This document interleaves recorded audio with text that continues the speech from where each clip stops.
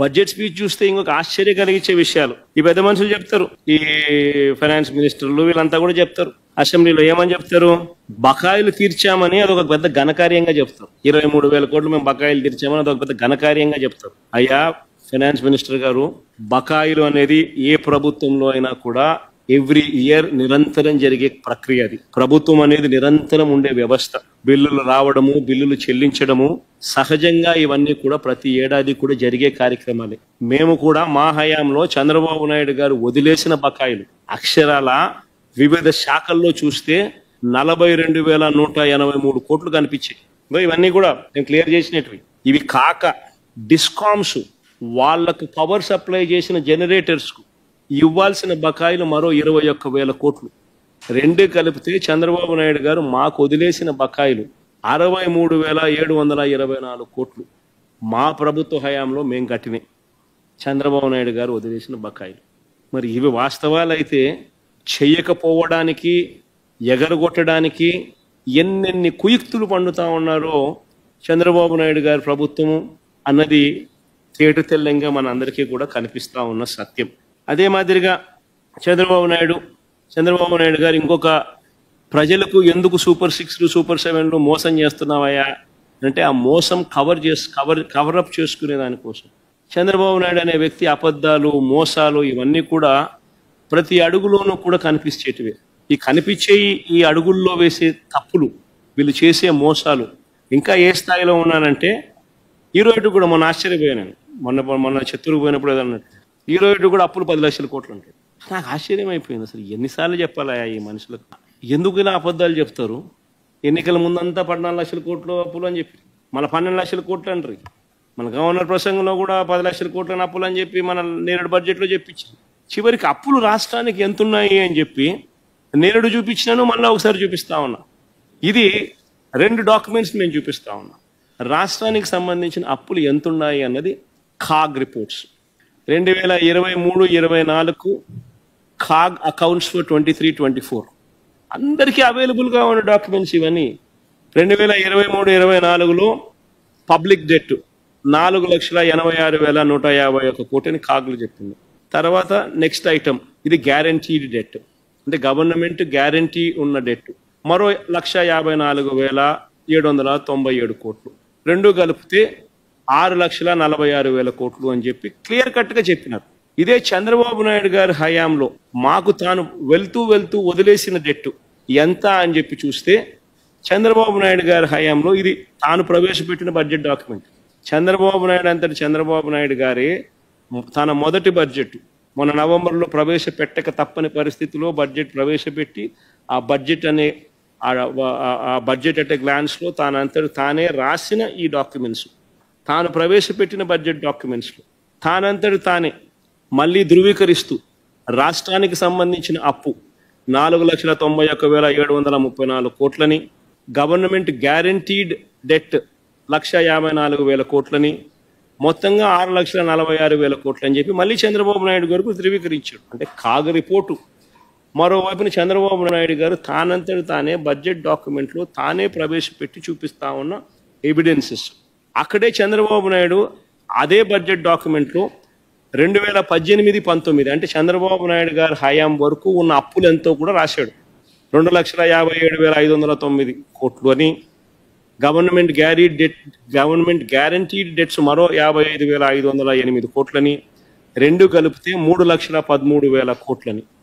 అంటే 3,13,000 కోట్లు చంద్రబాబు నాయుడు గారు పోతూ మాకు వదిలేసిన డెట్టు.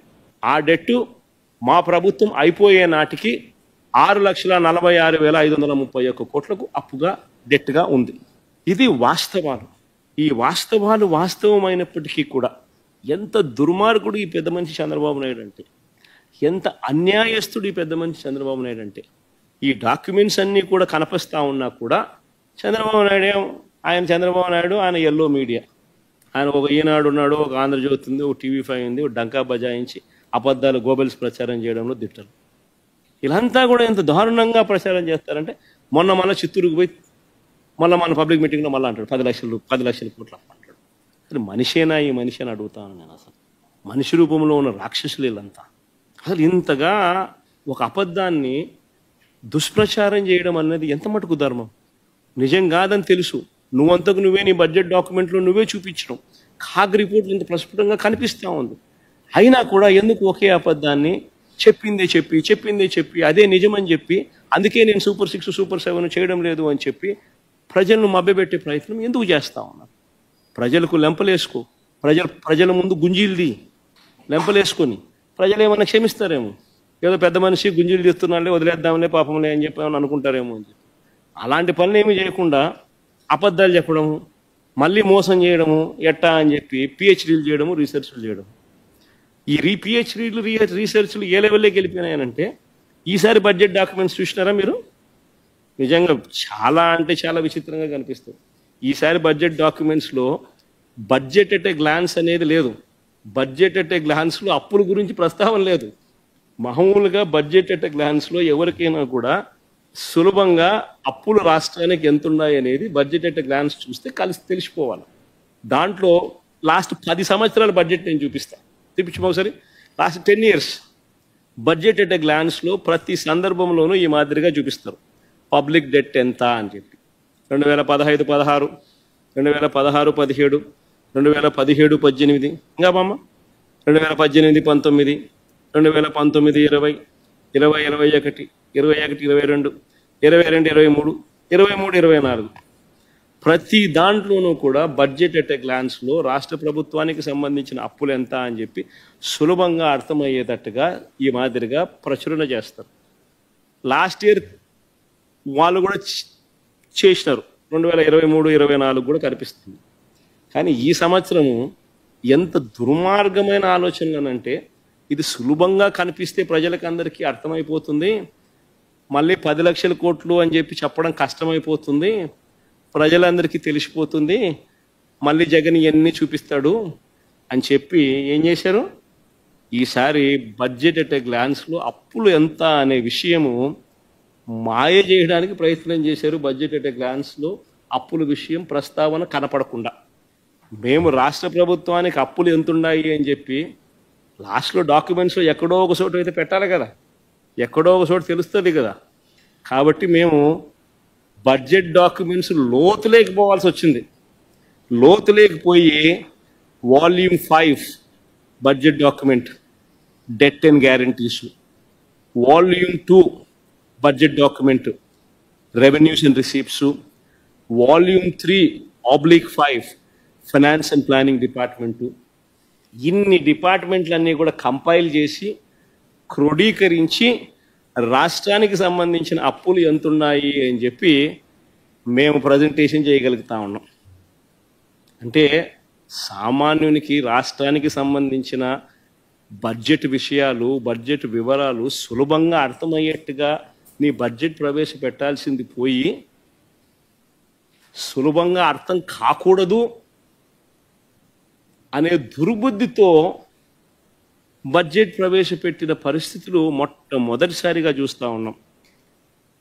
అసలు నిజంగా ఈ పెద్ద మనిషి చంద్రబాబు నాయుడు అనే వ్యక్తి ఎంత దారుణమైన వ్యక్తి అని చెప్పడానికి ఇదో నిదర్శనం. లాస్ట్కు చంద్రబాబు నాయుడు గారు ఎంత దాచిపెట్టినా ఇన్ని వాల్యూమ్స్ నుంచి బయటకు తీస్తే లాస్ట్కి అంతే తెలుస్తుంది. అంతే అమౌంట్ ఎక్కడ పోదు, ఎక్కడ వస్తాడో కనిపిస్తుంది.